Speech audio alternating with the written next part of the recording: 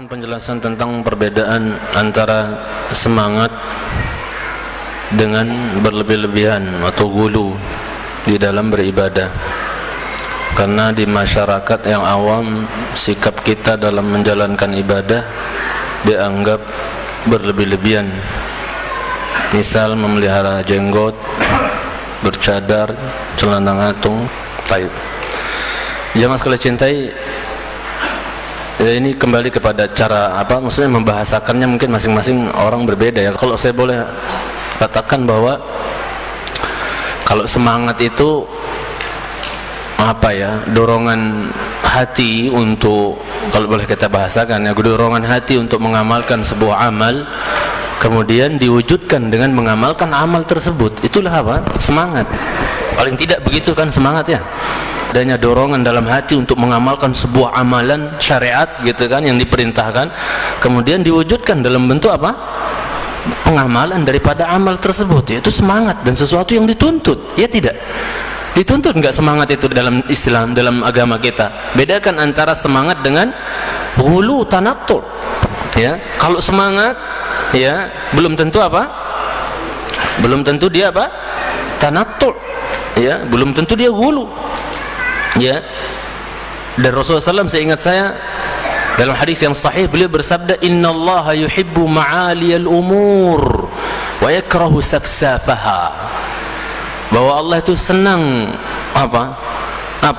perkara-perkara yang tinggi, dalam artian semangat tinggi, semangat membara dalam ilmu dan amal misalnya, itu Allah senang, kata Rasulullah SAW.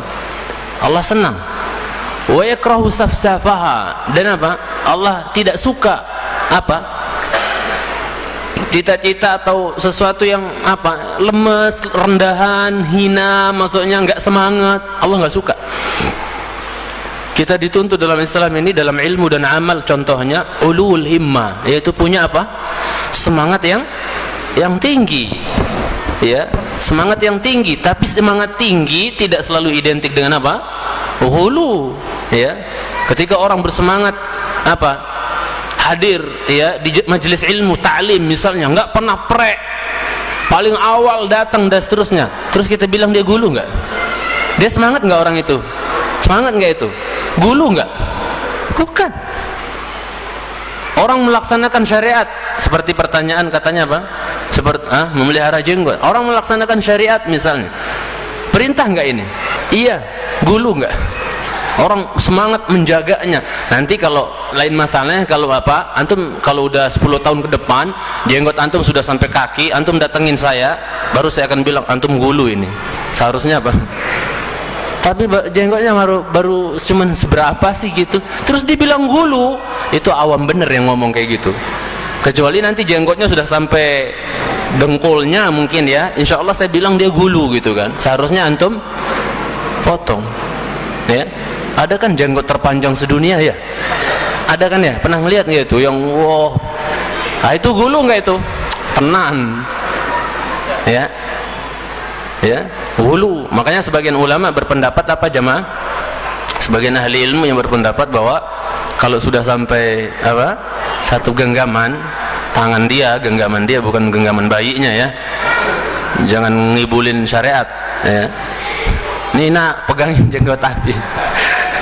Berapa sih genggaman bayi? Genggaman dia, sebagian ahli ilmu membolehkan untuk mencukur yang lebih dari satu genggaman. Walaupun ini pembahasan yang panjang kalau saya bahas, jemaah sekalian cintai karena Allah Subhanahu wa taala, kaitannya dengan riwayat Ibnu Umar ketika beliau haji atau umrah dan seterusnya ya. Itu dan bantahan-bantahannya, cuman panjang kita bahas ya. Ala kulli hal, yang kita tahu ijma' dari para ulama, ijma' satu, membiarkan tumbuh jenggot, ijma' wajib, ijma' sepakat ya para ulama. Kedua, ijma' para ulama haram mencukur habis. Kemudian ijma' yang ketiga dalam masalah jenggot, haram mencukur kurang dari satu genggam. Falyattaqullah ya. Itu jemaah sekalian cinta, itu tiga ijma' yang dinukil oleh para ulama. Jadi kalau sudah sampai dengkul misalnya jenggotnya, baru insya Allah kita katakan itu gulu. Tapi orang jaga jenggot ya, paling seberapa sih jenggotnya, terus dibilang gulu? Tidak ya, tidak ya, Tidak, bukan termasuk perkara yang gulu jemaah sekalian cintai kan Allah Subhanahu wa taala. Jadi kalau semangat ya seperti saya ungkapkan tadi ya, mungkin antum punya bahasa sendiri lah, pokoknya dorongan hati untuk melakukan sebuah amal yang diikuti dengan apa? Dengan diwujudkan dengan mengamalkan amal tersebut, itu semangat. Ya. Semangat.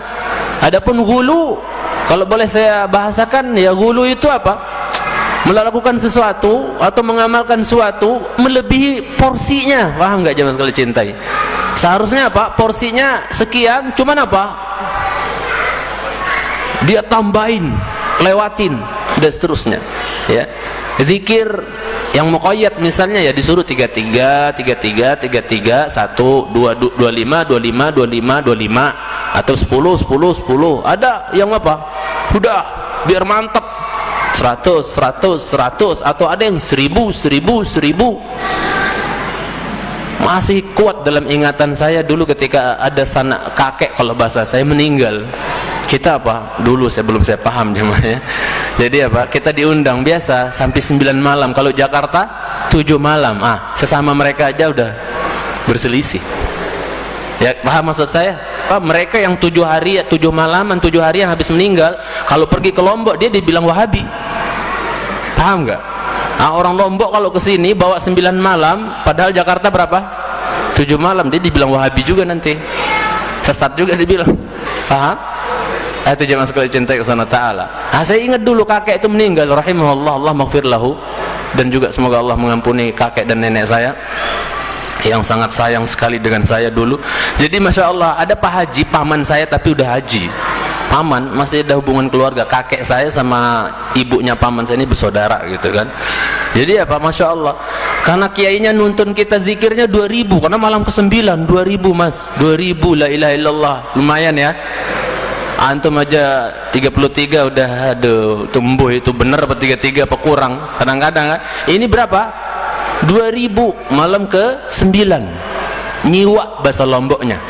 Nyiwa, yang sebenarnya itu adat Hindu yang dulu mereka main gaple, judi, minum-minum, tapi diganti pakai, pahamlah sejarahnya ya. Akhirnya apa jemaah sekalian cintai?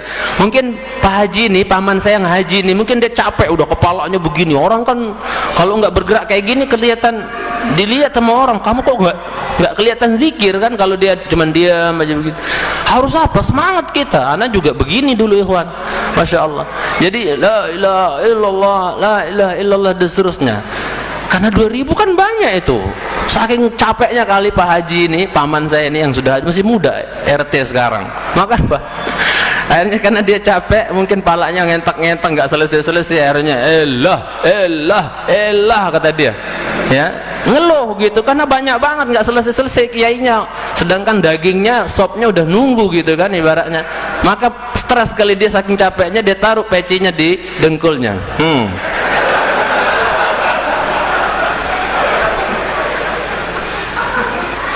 Jadinya yang seharusnya mungkin mereka menginginkan kebaikan malah dapat dosa, mempermainkan kalimat la ilaha illallah.